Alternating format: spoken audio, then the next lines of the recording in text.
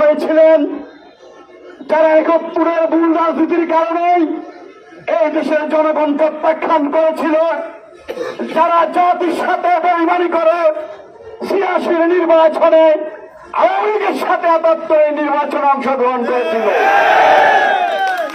যারা ৯৬ সালে আওয়ামী লীগের সাথে এক মঞ্চে গিয়ে বিএনপির বিরুদ্ধে আন্দোলন করেছিল, যারা বিগত সময়ে দেশনেত্রী বেগম খালেদা জিয়ার আসনের তলে থেকে দলকে সংগঠিত করেছিল, সেই লেবাসধারী দলটির নেতৃত্বে বলা হচ্ছে সোহাগ ভাই খুন কেন তারেক জিয়া জবাব চাই।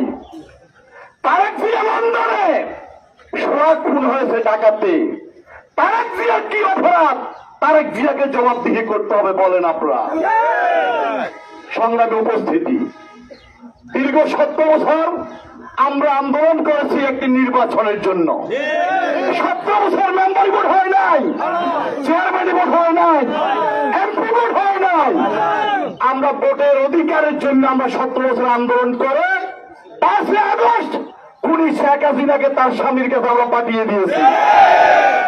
জনগণের মূল দাবি হচ্ছে এই সরকারের অধীনে সবার আগে একটি জাতীয় সংসদ নির্বাচন দিতে হবে।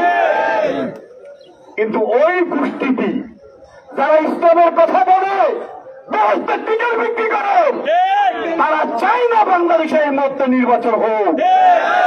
এই নির্বাচনটাকে বানচাল করার জন্য পরিকল্পিতভাবে তারা একটি এজেন্টের সাথে হাত মিলিয়ে সারা দেশে কিছু হত্যাকাণ্ডের ঘটনা ঘটাচ্ছে। তারা বুঝতে চাচ্ছে এই মুহূর্তে নির্বাচনের পরিবেশ নাই। এই কথাটা জনগণের মাঝে ছড়িয়ে দেওয়ার জন্য, আন্তর্জাতিক দুনিয়াকে বোঝানোর জন্য, নির্বাচন না হওয়ার জন্য যে নীলনকশা, সেই নীলনকশার অংশ হিসেবে তারা এই হত্যাকাণ্ডের সাথে জড়িত হয়েছে। সংগ্রামী ভাইরা আমার, আজকে যে কোনো বিষয় ব্যক্তিগত মারামারি, সেখানে লেখা হচ্ছে বিএনপি বিএনপি মারামারি। আজকে পারিবারিক দ্বন্দ্ব, সেখানেও বলা হচ্ছে যে বিএনপি বিএনপি দ্বন্দ্ব। অথচ গত ২ দিন আগে আমরা দেখলাম জলালগঞ্জ থানা জামাতের যে যুব বিভাগ, সেই যুব বিভাগের সভাপতি নুরুল আলম, সেই নুরুল আলম তার ভাইরা সহ তার অপর ভাইদেরকে পিটিয়ে রক্তাক্ত করে হাসপাতালে পাঠানো হয়েছে। অথচ কোনো মিডিয়া বলে নাই যে জামাতের নেতাদের দ্বারা তার সাধারণ পরিবারের বাইরে আহত হয়েছে। সংগ্রামী ভাইরা আমার, নিরস্বরিত জায়গা নিয়ে ২ গ্রুপের মারামারি হয়েছে, সেখানে জামাতের